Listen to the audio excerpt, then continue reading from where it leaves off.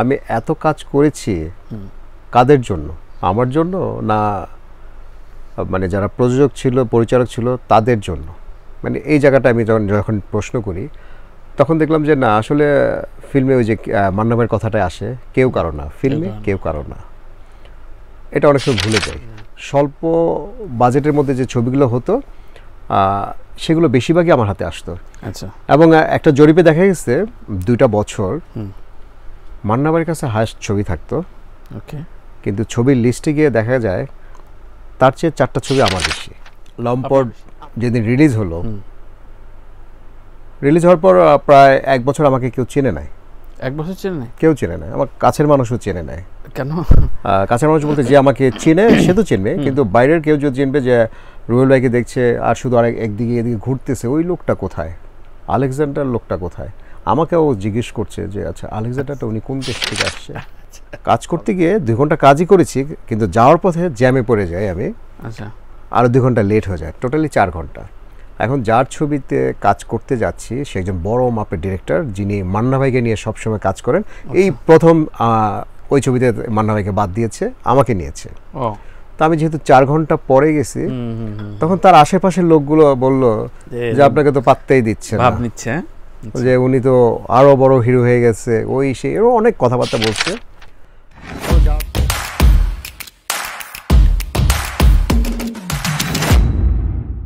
তো লম্পট রিলিজের দিনের কথা বলেন।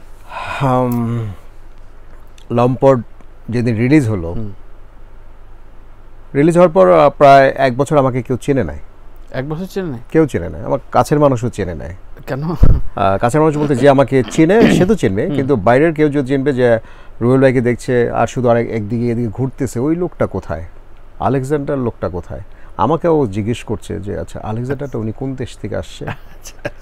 তখন আমি বললাম যে বাইরে থেকে আসছে। আমিও মিথ্যা কথা বলতাম, যে আমাকে জিজ্ঞেস করতে পারে, আমাকে যেহেতু চেনে নাই আমি বাইরে থেকে আসছে।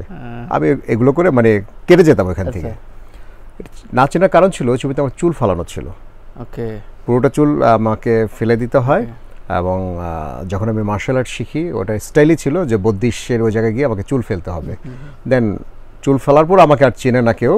নর্মালি লোকালয়ে অনেকে আবার রুবেল ভাইয়ের সামনে গিয়ে বলতো যে ওই ছবিতে আরেকটা হিরো আসছে, একদম ফাটাই দিচ্ছে, মানে এরকম বলতো। তখন অনেকে আমার কাছে নিজের কাছে খুব খারাপ লাগতো যে ওস্তাদের সামনে গিয়ে যখন আমার কথা বললেন, তখন আমার নিজের রুবেল ভাই কিভাবে নিত বিষয়গুলো এটা তো আমি বলতে পারবো না যে ভাইয়া কিভাবে নিত।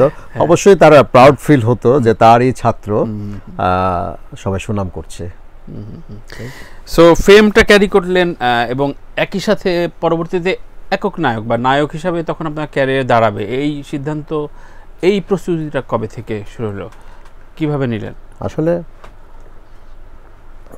একক নায়ক তো তখন মানে টাফ ছিল একক নায়ক হওয়া। আমি পাচ্ছিলাম রুবেল ভাইয়ের সাথে, তো ওই ছবি তো খুব মানে শুধু বাম্পার হিট বললে চলবে না, মানে একটা হ্যাবক সৃষ্টি করে লম্পট ছবিটা। দেন খোকন ভাই আরেকটি ছবি করে চরদিঘির শত্রু। তারপর আমি মান্না ভাইয়ের সাথে একটা ছবি পাই, আচ্ছা, গণধোলাই। তো এই ছবিগুলো যখন একচাটিয়ে ব্যবসা করছে তখন আমি দেখলাম যে সবাই ডুয়েট চিন্তা করছে।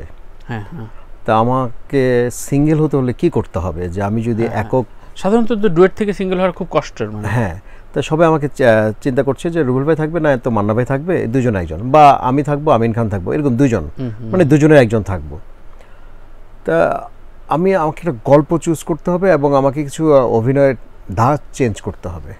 মানে এই জিনিসটা আমাদের মানে শ্রদ্ধেয় যারা মানে আর্টিস্ট বড় ভাই ছিলেন, তার মধ্যে একজন আমার প্রিয় একজনই ছিলেন সাদেক বাচ্চু ভাই। আমি দেখেছি আপনার প্রোগ্রামটা, যেদিন সাদেক বাচ্চু ভাই এখানে আসছে আমি কয়েকবারই দেখছি এই প্রোগ্রামটা, মানে খুবই ভালো লাগছে।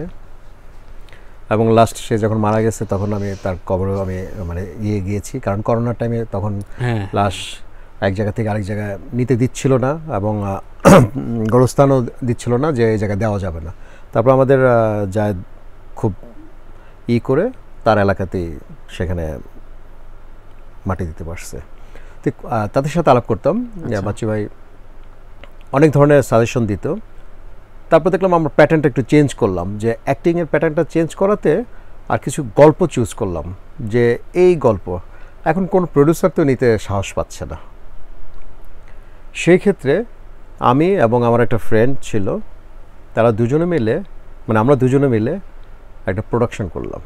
আচ্ছা, সেই প্রোডাকশনটা ছিল আমাদের যে নিজেদের হাউস থেকে হলেও একক নায়ক হবে না, একক নায়ক হব। আচ্ছা, এবং এটা টেস্ট যে অভিনয় নেশাটা তখন চেপে বসছে। অবশ্যই তখন এটা ছাড়া কিছু দেখছি না এবং কিছু বুঝিও না। তারপর একটা গল্প চুজ করলাম যে শুধু নায়ক, ওই জায়গায় নায়িকার কোনো ভূমিকা থাকবে না, ভাই থাকবে, মানে গল্প থাকবে, পুলিশের উপর একটা গল্প। সেই গল্পে খুবই সুন্দর, মানে এই টাইপের গল্পটা একবার মান্না ভাইও করছে। আচ্ছা, তো ওইটারই ছায়া আমি মান্না ভাইকে দেখছি এবং অ্যাক্টিংটা মান্না ভাইয়ের টাইপ। আচ্ছা, তা আমি যখন বললাম যে ওই গল্পে মান্না ভাই তো আরেকটু ভালো করতো, মানে আমার কাছে মনে হতো মান্না ভাই তো এটা মানে একটু মানে ফাঁকি দিয়েছে, মানে এরকম মনে হচ্ছে। আচ্ছা ঠিক আছে, এই জায়গাটা আরেকটু বেটার করতে হবে। তো মান্না ভাই গল্পটা প্রায় 8 থেকে 10 বছর আগে চলে গেছে। তো 10 বছর পরে সেই গল্পটাই আবার রিমেক করে আমরা করলাম। ছবিটির নাম ছিল গ্যাংস্টার। আচ্ছা, এবং একটি ঈদে রিলিজ হয় ছবি, 7টি ছবি একসাথে রিলিজ হয়, তার মধ্যে 1 নম্বর ছবি ছিল এটা, প্রথম ছবি। এবং তখনকার যে সেন্সর বোর্ডে যারা ছিলেন, তথ্য মন্ত্রণালয়ে যারা ছিলেন, তারও প্রশংসা করছে এই ছবিটি।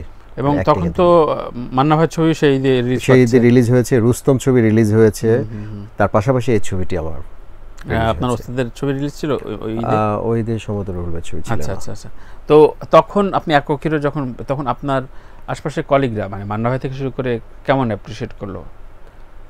মানে কলিগরা তো আসলে প্রফেশনাল জায়গা থেকে ঈর্ষায় ভোগে, এটা তো তারা বলতে পারবে, কিন্তু আমার কাছে আমি এগুলো কখনোই খেয়াল করতাম না, বা আমি এটাকে সে কি বললো সেটাও আমি চিন্তা করতাম না, বা কেউ আমাকে খারাপ বলছে তার মুখ দিয়ে সে বলছে, আমি তো খারাপ করছি কিনা সেটা আমি দেখবো। রাইট। কিন্তু এমন হয়েছে, এমন নাকি সবার জীবনে হয় যে আপনি ছবিতে কাস্টিং হলেন বা কোনো একটা ছবিতে আলোচনা হলো, কিন্তু ফাইনালি আর হলো না, অন্য কেউ কাজটা করলো খুব চূড়ান্ত পর্যায়ে, যে এরকম বাদ পড়েছেন কবার? অনেক পড়েছেন না? অনেক পড়েছি। আপনার কাছে মানুষরা হয়তো এই পলিটিক্সটা করেছে, হ্যাঁ, তারপর আবার হাসতে হয় তার সামনে বসে, হাসতে হয়, কথা বলতে হয় এবং অনেক কিছুই বলতে হয়, কারণ আমি যেই কাজগুলো করেছি তার মধ্যে উল্লেখযোগ্য একটা, যেরকম ছবির নাম ছিল, নামটাই বলি, বাঁচাও।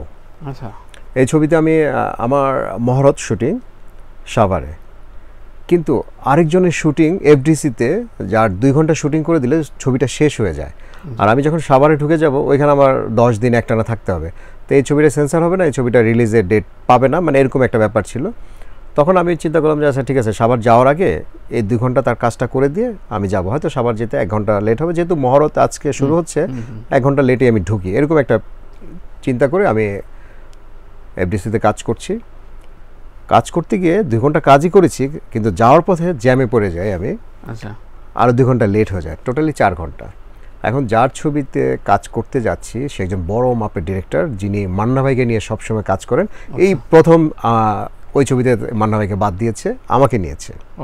তো আমি যেহেতু 4 ঘন্টা পরে গেছি, তখন তার আশেপাশের লোকগুলো বলল যে আপনাকে তো পাত্তাই দিচ্ছে না, যে উনি তো আরও বড় হিরো হয়ে গেছে, ওই সেই এরও অনেক কথাবার্তা বলছে। তারপর যাওয়ার পরে আমি তার মুখটা খুব কালো দেখি। ও যাই হোক, আমি বললাম যে সরি, আমি কাজেই ছিলাম, আমি তো এমন না যে কোথাও বাসায় ঘুমাইছিলাম বা কোথাও আড্ডা মারছিলাম, আমি কিন্তু শুটিংয়েই ছিলাম এফডিসিতে। আমি কখনো শুটিংয়ের বাইরে কাজের ফাঁকি দিইনি, এটা আমার ইতিহাসে। অন্য কাজের জন্য আপনার শুটিং ফাঁসাননি কখনোই না, নিজের কাজের জন্যও না, যে আমার নিজের ব্যক্তিগত কাজ আছে, যে শুটিংটা থাক আমি আমার কাজটা সারি, এটাও করিনি কখনো, বরঞ্চ শুটিংয়ের কাজটাকে শেষ। তারপরে ওই ছবিটা করলেন আপনি? তারপরে যে জন্য মজার জিনিসটা বলছি, আমি শুটিং করলাম বেলা 1টা থেকে রাত 10টা পর্যন্ত, নন স্টপ, প্রায় 14টা সিন করেছি।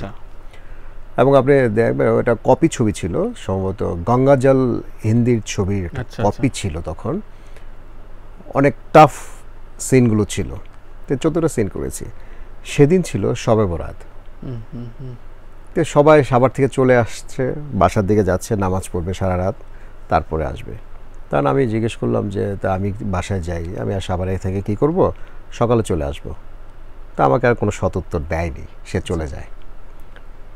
তখন চিফ এস্টের সাথে কথা বললে তা বললাম ঠিক আছে আমি 8টার মধ্যে চলে আসবো, আমি যাই। তারপর গেলাম সারা রাত, যেহেতু সব রাতের নামাজ পড়ি, অনেক সময় সারা রাত নামাজ পড়ি। ঠিক সকাল 7টার সময় আমার ফোনটা আসে, তখন ঘুমাইছিলাম। আমি জানি যে আমার এখান থেকে উত্তরা থেকে যেতে টাইমটা বেশি একটা লাগবে না। 7টার দিকে ফোনটা ধরে তখন বললো যে হিরো, একজন প্রোডাকশন ম্যানেজার ফোন করলো যে অনেক কিছু হয়েছে, এক কাজ করেন, ভাই আপনাকে না বলছে যাওয়ার জন্য। না বলছে এভাবে একদিন শুট করার পরে? হ্যাঁ। আচ্ছা। তো আমি বললাম আমি তার সাথে কথা বলি। কথা বলতে পারেন কিন্তু লাভ হবে না। তখন আমাদের প্রযোজক সমিতির প্রেসিডেন্ট ছিলেন ওস্তাদ জাহাঙ্গীর আলম। আচ্ছা। তারপর দীপু ভাই ছিলেন সেক্রেটারি, শরীফুদ্দিন খান দীপু। তাদেরকে ফোন দিই, তখন তারা বললো যে এক কাজ করো, যেহেতু নাই করে ফেলছে তুমি আর রিকোয়েস্ট করতে যাবা কেন? আমি বললাম দেখেন যদি, কারণ একটা ছবি তো, কারণ গল্পটা সুন্দর আর এই ডিরেক্টরের সাথে আমার ফার্স্ট হতে যাচ্ছে, কারণ দরকার নাই। আচ্ছা। অবশ্যই যেহেতু দরকার নাই বলছে, তখন তো আমাকে টাকাটা ফেরত দিতে হবে, তার সাইনিং মানিটা ফেরত দিতে হবে আমার। আমি সোজাসুজি এফডিসি আসলাম। আমি এফডিসি আসতে যতক্ষণ সময় না নিচ্ছি, তার আগে সাভারে আরেক হিরো পৌঁছায় যায়। আমি একটা খবর নিলাম। মান্না পৌঁছা যায় না, মান্না ভাই না, যেহেতু মান্না ভাইকে অফ করে দিছে, মানে সে কাজ করছে না, তখন আরেক হিরো চায়। মান্না ভাইয়ের মতোই লম্বা আরেকটা হিরো চলে যান, ওইখানে গিয়ে ছবিতে কাজ করেন।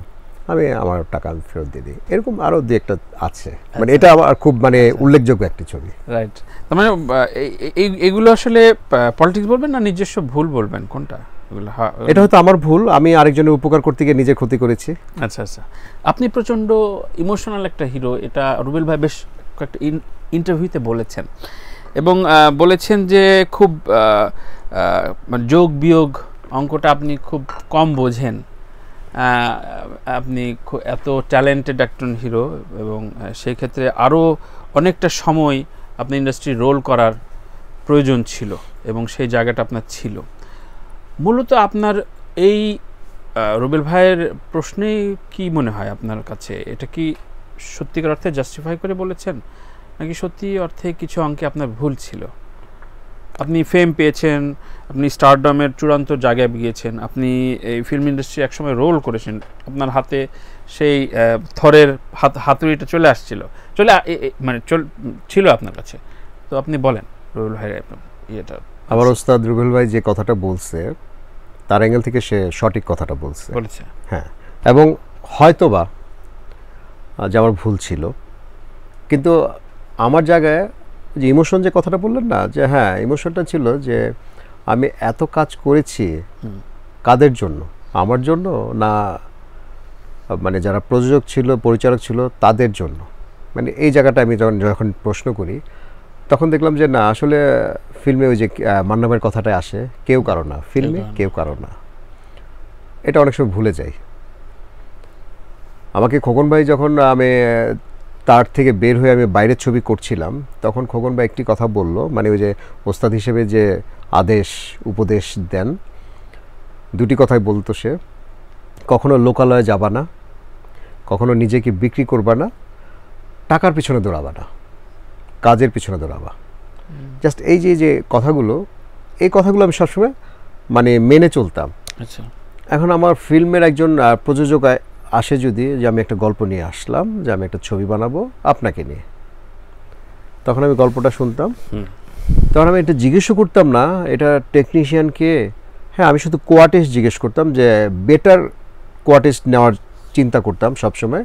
হয়তো হতো না, কারণ আমাদের বাজেটটা, তখনকার বাজেটগুলো সব অল্প বাজেট ছিল।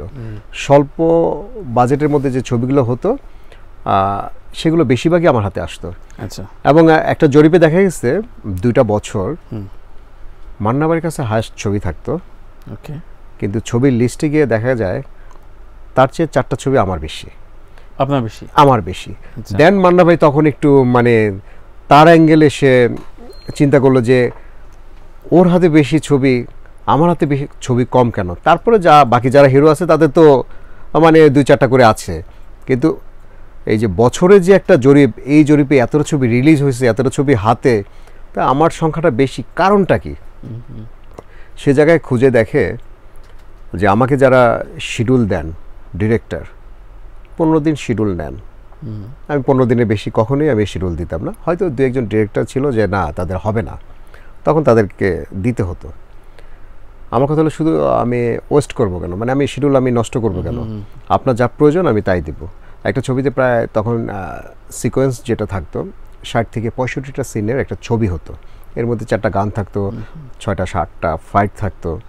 আমার কতটুকু আছে সেটা আমি তখন মেপে নিতাম, মেপে নিয়ে আমি 15 দিন দিতাম।